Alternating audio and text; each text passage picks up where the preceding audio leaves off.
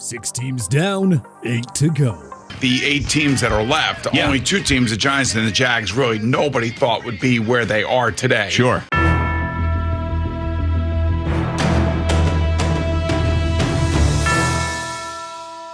So where do all 8 teams stack up heading into the divisional round weekend? Well, let's go ahead and rank the final 8 from worst to first. Number 8, New York Giants. Last time's ranking, 10.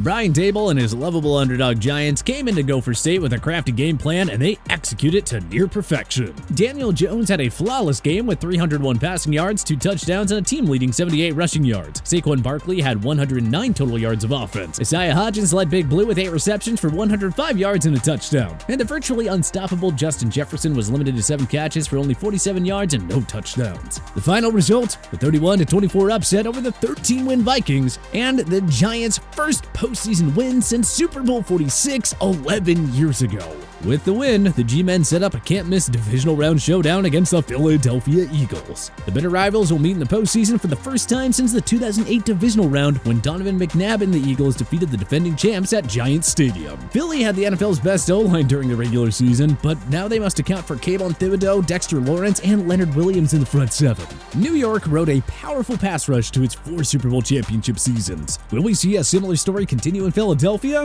Well, stay tuned. But this definitely feels like a matchup that should leave the Eagles and their fans a little nervous.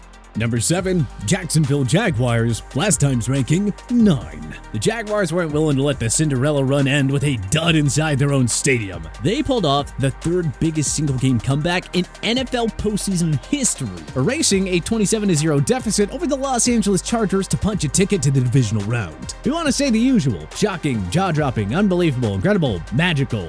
But then you remember that it's the Chargers, so we can't say we're totally surprised. The Jaguars lost the turnover battle 5-0 and still won. If that's not the sign of mental toughness and resilience, we don't know what is. It's just a heartwarming story to see these Jaguars grow into an odds-defying team 1 year after the stench of the Urban Meyer era. Folks, the generational prospect named Trevor Lawrence has arrived. His legend was officially born on Saturday night. Now can the Jaguars continue to stun the world and upset Patrick Mahomes and the top-seeded Kansas City Chiefs at Arrowhead on Saturday? Almost nobody will give them a chance, but hey, don't bet against a team that hasn't lost since week 13. And especially not against a team that just erased a 27-point deficit. Number 6, Dallas Cowboys. Last time's ranking, 7. Tell your friends, tell your neighbors, the Cowboys beat Tom Brady for the first time ever, and in convincing fashion to punch a ticket to the NFC divisional round. Hate on the Cowboys all you want, but that was a near-perfect outing by Mike McCarthy and company on Monday night. Dallas made easy work of Brady's 8-9 Bucks to win their first road playoff game since 1992. The Dak attack was too much for Tampa. 305 passing yards, 4 passing touchdowns, and 1 rushing score on the day. The Cowboys' smothering D only allowed 14 points to the GOAT, with all of them essentially coming in garbage time. This was easily one of Dallas's greatest wins in recent memory, and now they have a showdown with the longtime rival San Francisco 49ers in the divisional round. A throwback to the 90s? Heck, sign us up! Dan Quinn's resilient defense against a lovable Brock Purdy and that high-powered San Francisco offense, you better believe that we're up for this challenge. But only one half of this bitter 90s rivalry can make it to the NFC Championship. This promises to be an epic matchup for the ages. Number 5, Cincinnati Bengals. Last time's ranking,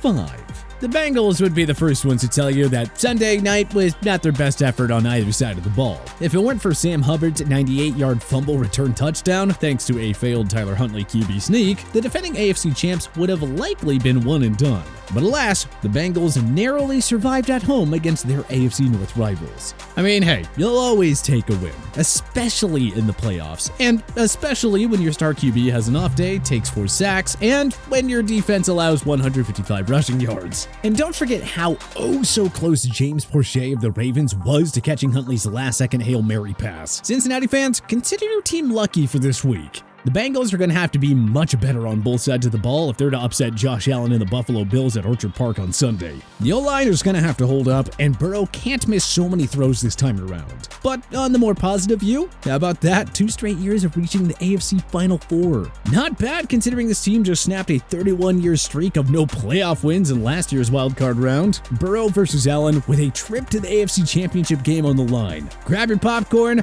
this is gonna be a doozy. Number 4, Kansas City Chiefs. Last time's ranking, 4. The Chiefs made easy work of the Las Vegas Raiders in Week 18 to lock down the AFC's top seed and only first-round bye. They're probably happy they got to avoid Justin Herbert's Chargers or a Baltimore team that could have had Lamar Jackson back in the lineup. But that being said, Trevor Lawrence and the Jaguars promised to give Kansas City a challenge in more ways than one. These two clubs met at Arrowhead back in Week 10, with the Chiefs rolling to a 27-17 victory. Of course, the Jaguars weren't the red-hot, swagger-filled, and ultra-confident team that has taken over in the second half. Another fun storyline, Doug Peterson goes up against his former Jedi Master in Andy Reid. Peterson's 3-year successful tenure with the Chiefs as their OC landed him the Eagles' head coaching position in 2016. And, well, we all know how that worked out. So now Peterson can use some of the tricks he learned from Coach Reid this Saturday when his Jaguars try to get back to the AFC Championship game for the first time since 2017. But as we've seen over the past 4 years, it always takes a near-perfect game to defeat Patrick Mahomes at Arrowhead. Mahomes has never lost a divisional round game. Is this the year somebody finally makes Kansas City one and done? Or will Reid and company punch a ticket to the AFC Championship game for the 5th straight year? You have to think Mahomes will once again have his way with this defense. The main question is if the Chiefs' inconsistent pass defense can hold up against T-Law and his wealth of weapons. Nobody has been able to stop Christian Kirk or Travis Etienne Jr. for a while now, after all. Number 3, Buffalo Bills. Last time's ranking, 2. Much like the Bengals, the Bills couldn't have been all that thrilled with their play on either side of the ball. But in the sporting world, you don't apologize for winning games even if you're not at your best. The Bills were supposed to crush the Miami Dolphins, who were down to third stringer Skylar Thompson. But 3 Buffalo turnovers, 2 of them interceptions by Josh Allen, allowed Miami to keep this game close. And if the Finns didn't mismanage the clock on their final drive, perhaps Buffalo's dream season would have ended in a thud. But we'll never know. There is no way the Bills will survive against the Bengals if they play like that again. Allen has got to stop with the careless and overly aggressive plays, and the defense is actually going to have to cover Cincy's deep set of skill position weapons. If Thompson could throw for 220 yards on this defense, who knows what Joe Burrow and company could do. On a brighter note, that's quite a sign you're a championship caliber team. You know, when you can win a playoff game despite playing barely half of the level of your potential. The Bills are in the divisional round for the 3rd consecutive year. 4 years ago, Buffalo fans would have been thrilled to learn such news. But this team entered 2022 with Super Bowl or bust expectations. Anything less than a big game appearance would be considered a huge disappointment. The next roadblock to a potential Super Bowl berth may be their toughest one yet. A star-studded Cincy defense that just so happens to be the reigning AFC champions. Something tells us this will be the first of many playoff showdowns between Allen and Burrow. Part 1 should be can't-miss theater. Number 2, Philadelphia Eagles. Last time's ranking, 3. Buffalo's lackluster play against a team that they should have soundly beaten drops them one spot, meaning the NFC's top seed moves up into the number 2 placement tier. The Eagles were on a bye week and watched the rival Giants upset the Vikings, setting up a doozy of a divisional round showdown at Lincoln Financial Field this Saturday. Philadelphia swept the season series against their longtime rivals. The first was a 48-22 blowout in Week 14 at MetLife Stadium, but they barely held on for a 22-16 Week 18 home win to clinch the top seed against a Giants club that rested its key starters. The Eagles have far more superstar-level talent than the Giants on both sides of the ball, but the Giants took it to a 13-win Vikings team, and they're not the ones with all the pressure on their shoulders. Philly has to know that the Giants are gonna try to win the old-fashioned way, ground and pound with their star running back, with the goal of eating up the clock and keeping the Eagles' high-powered offense on the sidelines. Win on Saturday, and the Eagles are one victory away at home, no less, from getting back to the Super Bowl. But again, you just know that the Giants aren't gonna go away quietly. Saquon Barkley and that physically punishing New York defense can give this Philly team a real run for its money. Number 1, San Francisco 49ers. Last time's ranking, 1.